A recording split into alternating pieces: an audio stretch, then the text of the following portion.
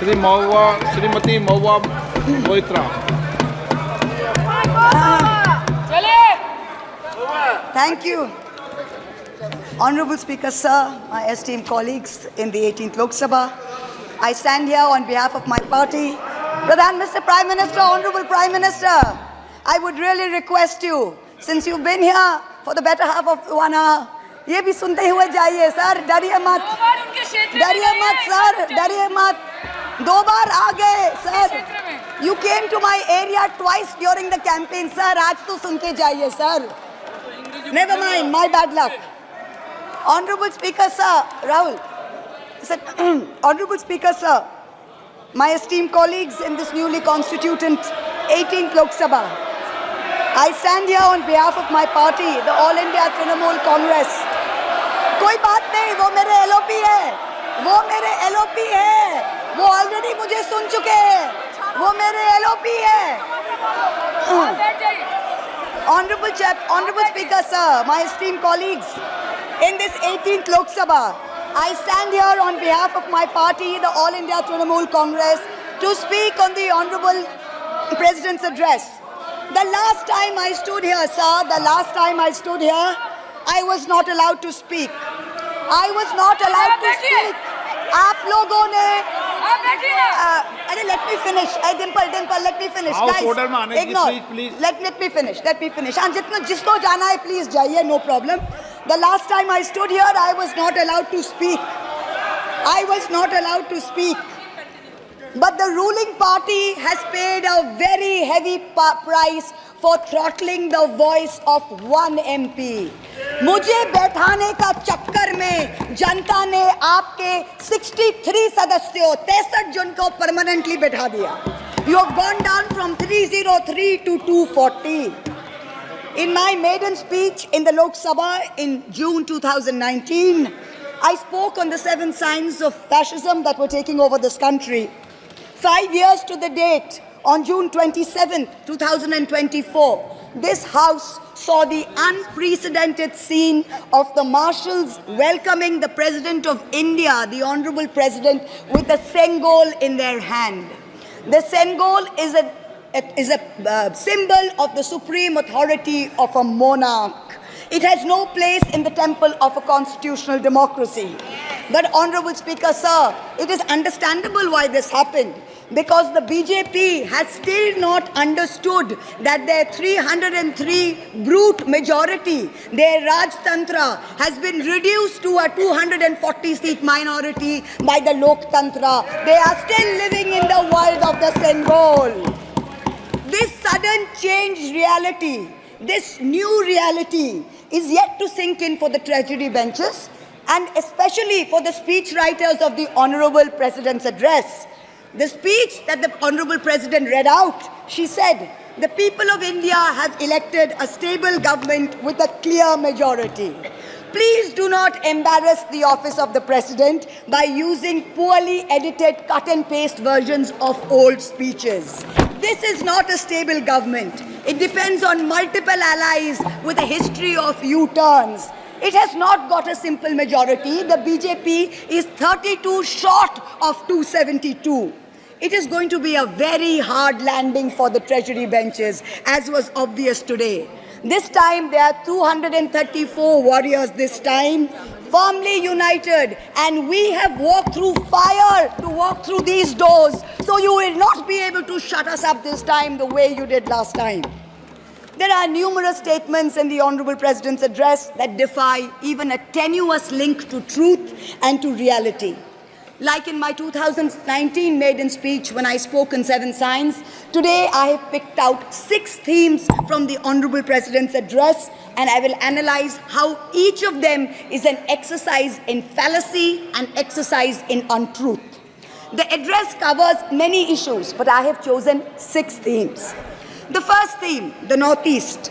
The Honorable President's address says that the government has increased allocation for the Northeast by 4 times, has worked for increased and lasting peace in the area. Now, I have one question. Why is the word Manipur nowhere in the speech? Why do we refer to the generic Northeast? During the Lok Sabha campaign, The BJP, the ruling party, the Honorable Prime Minister mentioned many words beginning with the letter M. Musalman, Mullah, Madrasa, Mughal, Mutton, Machli, Mujra, Mangal Sutra, but not once did they mention Manipur. We don't need to act east. The government says we want to act east. We don't need you to act east. Look east, walk east, and most important, embrace east. I stand here for my brothers and sisters of Manipur, and I quote the revolutionary poet Pablo Neruda. One morning the bonfires leapt out of the earth. One morning the bonfires leapt out of the earth, devouring human beings.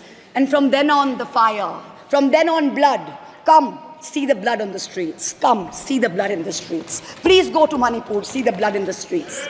The second theme in the President's address, women empowerment. The speech says, women in our country had been demanding greater representation in the Lok Sabha and Vidhan Sabhas, and today they stand empowered by the Women's Reservation Act. This is a complete untruth. Firstly, you conveniently delayed reservation for women in parliament because you actually fear women. Yes. You fear Nari Shakti. Yes. You want their support, but you certainly don't want us here. The 17th Lok Sabha had 78 women, 14.3%. The 18th Lok Sabha, this Lok Sabha has only 74 women. Shit. 4 women less than last time, only 13.6%. The ruling party, the BJP, had called a special session to bring in the Women's Reservation Bill. They have got a shameful 30 women MPs out of 240, only 12.5%. It is only Mamata Banerjee's Trinamool Congress that in 2019 had 37%, and even this time has got 38%. The President's address talks of a comprehensive campaign by the government to enrich and make 3 crore women Lakhpati Didis. All that we have seen so far is a far more comprehensive campaign to make 1 Arabpati Dada. I'm sure I don't need to take his name in this house. I'm sure we all know who we are talking about. The third theme, Kashmir.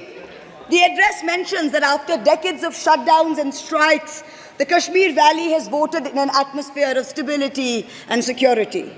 But if abrogating Section 370 was such a good idea, why did the ruling party, the BJP, not even dare to put up candidates in the 3 valley seats of Anantnag, Baramulla and Srinagar? If 370 was such a big deal and you were going to campaign on the basis of 370, you did not even dare to fight the seats. The Kashmir Valley has voted in MPs who were against your 2019 decision. You downgraded Ladakh into a union territory. You told them it was a temporary move. Today, 5 years later, the Ladakhis are still waiting. They have not got back their statehood. You have not given them a legislature. You have not included them in the 6th schedule. You have not given their demand of 2 separate seats of Leh and Kargil. As a result, in the current Lok Sabha, the Ladakhis have relegated you to 3rd position in the Lok Sabha. You lost it. The 4th theme in the Honorable President's address, the Election Commission of India. The speech expresses gratitude to the ECI for conducting the largest election in the world. With all humility, with no intent to denigrate the office of what used to be the august constitutional body of this land, let us as members of this opposition put on record that we won in spite of the EC, not because of it. The commissioners chosen by a government-dominated panel in willful disobedience of the Supreme Court turned a deaf ear to the most egregious violations of the Model Code of Conduct by the ruling party, by the Honorable Prime Minister with his hate-filled speeches and his divisive religion-based rhetoric. This country has been ashamed and disgusted by the language used against minorities during this campaign. This election will go down in history where an eager and compliant election commission turned a blind eye and a deaf ear against the excesses of the ruling party when the MCC was in effect. Opposition leaders were arrested, party accounts were frozen, ED and CBI even came into our election offices with impunity. Ultimately, the voters took charge and they said, "Bahut ho gaya." Enough is enough. The fifth theme, and here I have to commend the speech writer's very dark, almost macabre sense of humor. The Indian Railways, aviation and infrastructure. The address says that work on the Ahmedabad-Mumbai bullet train is going on at a fast pace, and Indian Railways is doing feasibility studies for bullet train corridors in the north, in the south, in the east of India. Now I'm going to ask the government a question. Why are you, Honorable Chairperson? Is this a cruel joke? You are sanctioning 1,08,000 crores. 1,08,000 crores for one single Mumbai-Ahmedabad bullet train. A basic high-speed rail network costs 200 crores per kilometer. The Indian Railways is touting the Kavach anti-collision system. It's an automatic train protection system as the cheapest in the world, says 50 lakhs per kilometers is the cost. The total rail tracks in India is roughly about 126,000 kilometers. So the cost of covering all of India with Kavach is going to be 63,000 crores. All of India's Kavach costs 63,000 and one single Ahmedabad-Mumbai bullet train costs 1,08,000. Please look at the numbers. Last June in Balasore, 3 trains collided, 296 people died. The ministry said Kavach was not operational on that route. Last week, Kanchenjunga Express collided with a goods train in New Jalpaiguri. 10 people died. Again, the ministry said Kavach is not operational on the route. The Economic Times had a survey which said at the current level of funding, it will take 50 years for all of India to be covered under Kavach. And you're telling us about bullet trains. And please don't start shouting about what it was during Nehru's time. We don't know and we don't care. False equivalences cannot take the place of real body bags. The address mentions about how India is apparently the 3rd largest domestic aviation hub of the world. In truth, India's airports have become domestic hazard hubs. First in Jabalpur, then in Delhi, then in Rajkot. Newly constructed airports have canopies falling down, killing people. The newly constructed Rampath in Ayodhya has had 3 cave-ins in the last week. The Pragati Maidan tunnel is flooded. The Atal Setu has developed cracks. The Ram temple's roof is leaking. This is exactly what happens when infrastructure is poorly planned and rushed in order for photo opportunities by the supreme leaders. The sixth theme, competitive cooperative federalism. Honorable Chairperson, sir, the last decade saw the most brutal government-sponsored throttling of cooperative federalism that this country has ever seen. I speak for my own state of West Bengal. The centre has withheld 7,000 crores in Manrega funds. 17 lakh households have been deprived for work already done. It has held back 8,200 crores under the rural housing scheme, over 11 lakh houses sanctioned but not paid. Another 1,000 crores has been held back in pension and PMGSY. A total of 16,000 crores. When we went to meet the Rural Development Minister, we were dragged out by the Delhi police and bundled into prison vans. Last week, as a delegation, we went to meet with Atishi of the AAP, who was on hunger strike. Look at what is happening in the AAP government in Delhi today. The Aam Aadmi is in power in Delhi. There was a 1994 water sharing agreement which mandated Haryana to release 613 million gallons of water per day to Delhi. Haryana is run by the BJP government and they have reneged on this agreement. They are releasing 100 million gallons less per day, as a result of which 28 lakh people in Delhi are having to go without water per day.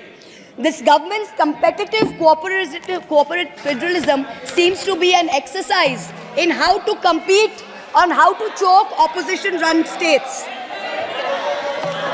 भैया हमको बैठाना आप पे बहुत भारी पड़ा, हमको मत बैठाइए, बहुत भारी पड़ा आप पे, बहुत भारी पड़ा. The government spent the past 5 years. Honourable member, kindly address to the chair. The government spent the first 5 years in almost perfecting an elected autocracy.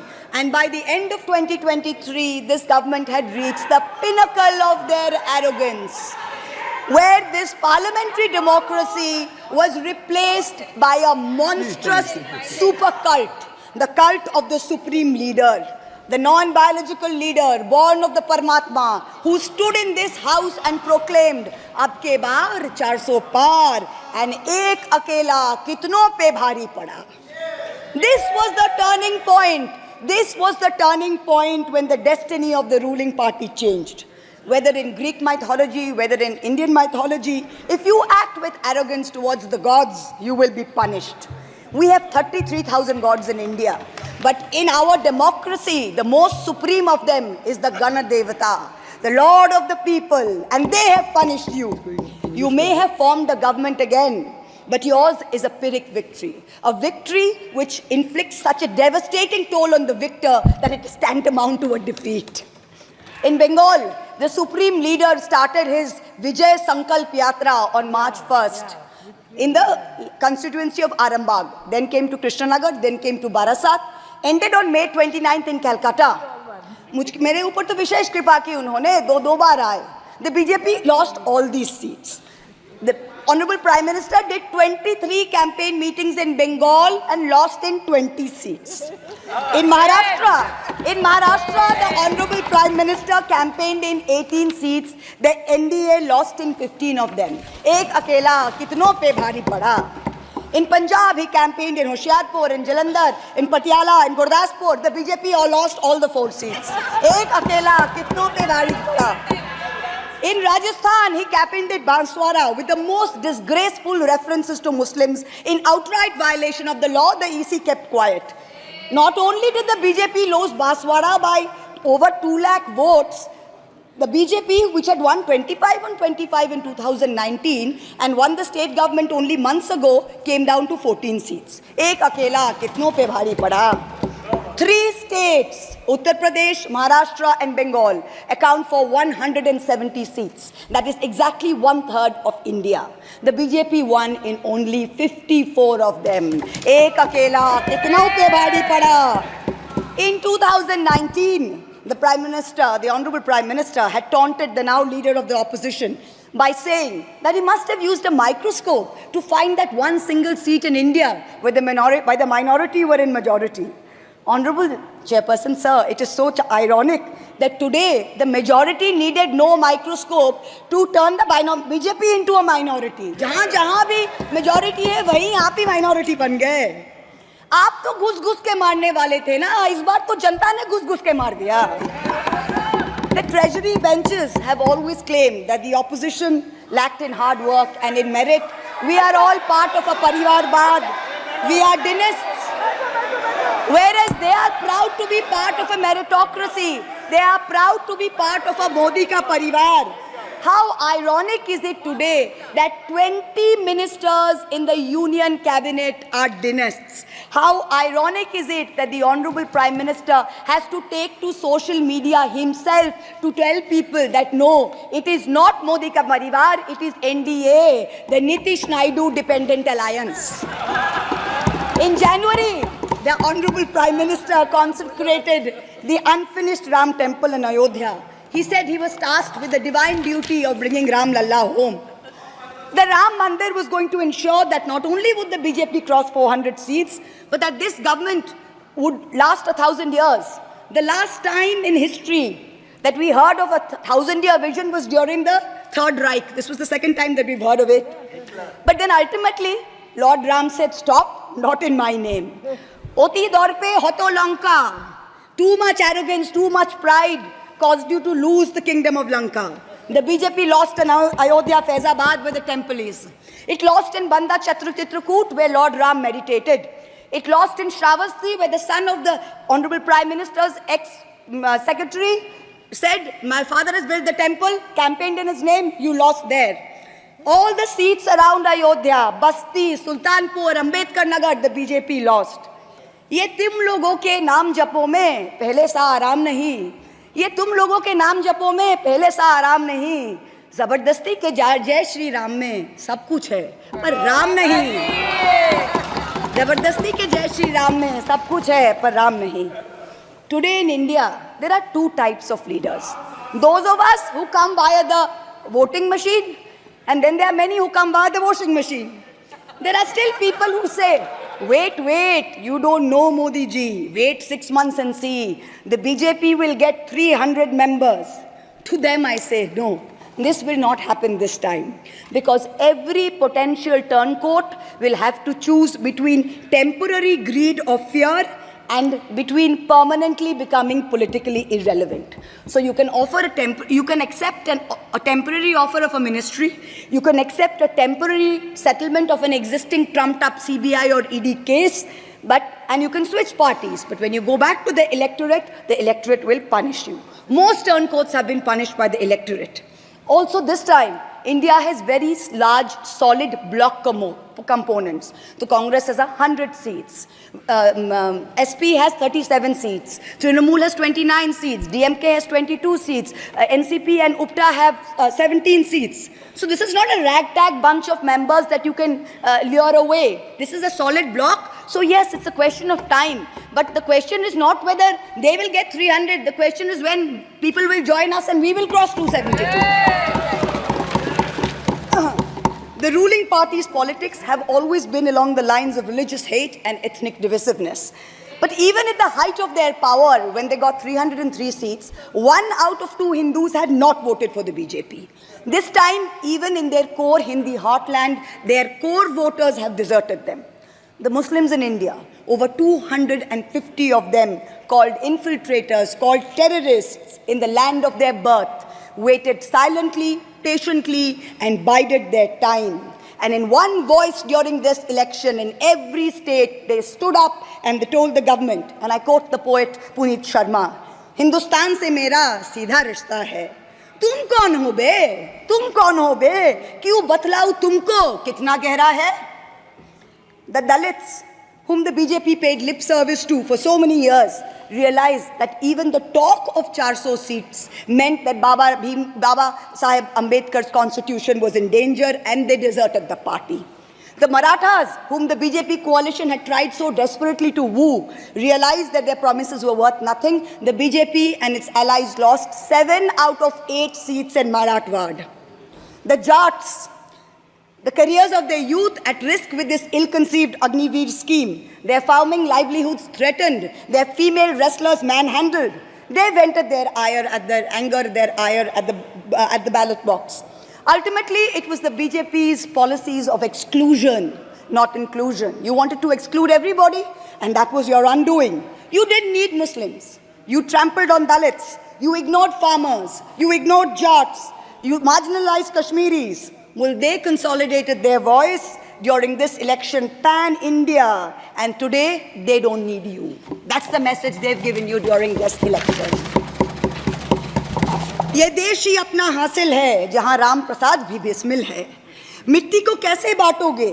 सबका ही खून तो शामिल है. That's what they said. You can't divide us. You can't do it anymore.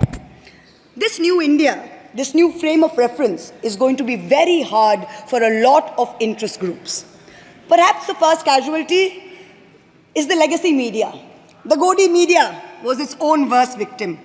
The brown-nosing TV anchors and online trolls lied, spread fake information, amplified the government's propaganda. So-called psephologists who actually had printing contracts from the government of India were on TV 24/7 acting like the election was a done deal. There was no need for voting. The BJP had already won. Media moguls organized conclaves where they prostrated themselves before the Vishwa Guru. Anchors used staged interviews and set up scripts.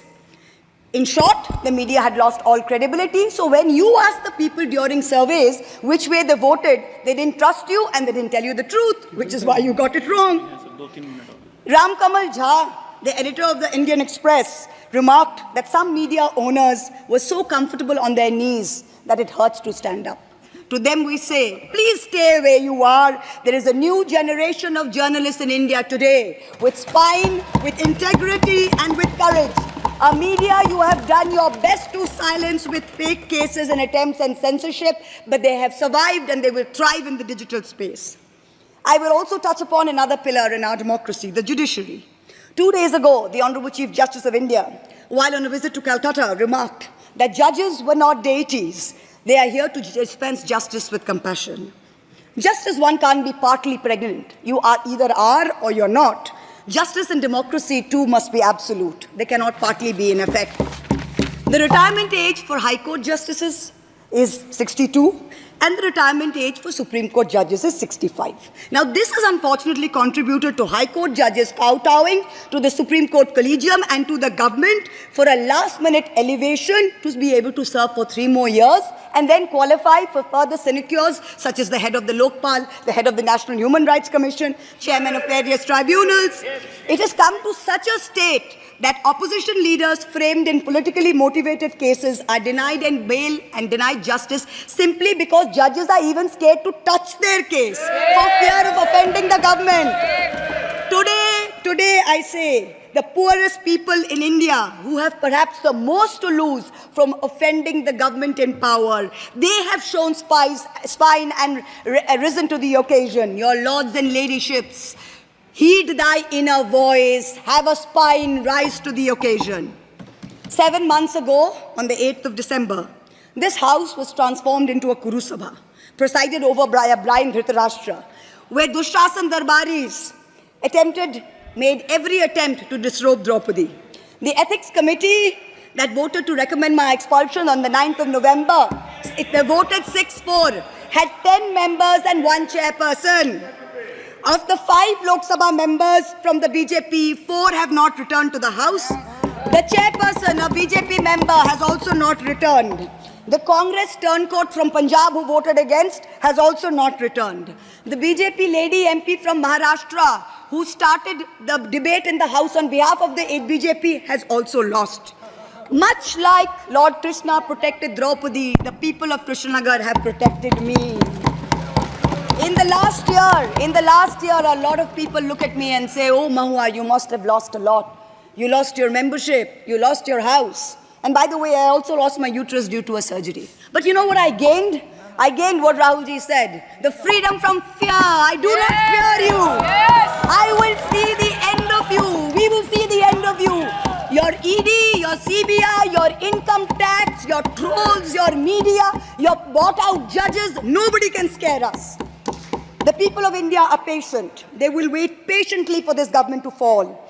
And I hope that whoever writes the next speech for the Honorable President of India will give her the respect and the honor due by not filling it with falsity. This government has dishonored the office of the President by giving her a script that is full of lies. We wait, and the people of India wait, for the restoration of her honor and for the honor of her august office. It is in this hope that I bow my head to the holiest of our books in its 75th year of adoption. Hail the Constitution, Joy Sangvidhan. Thank you.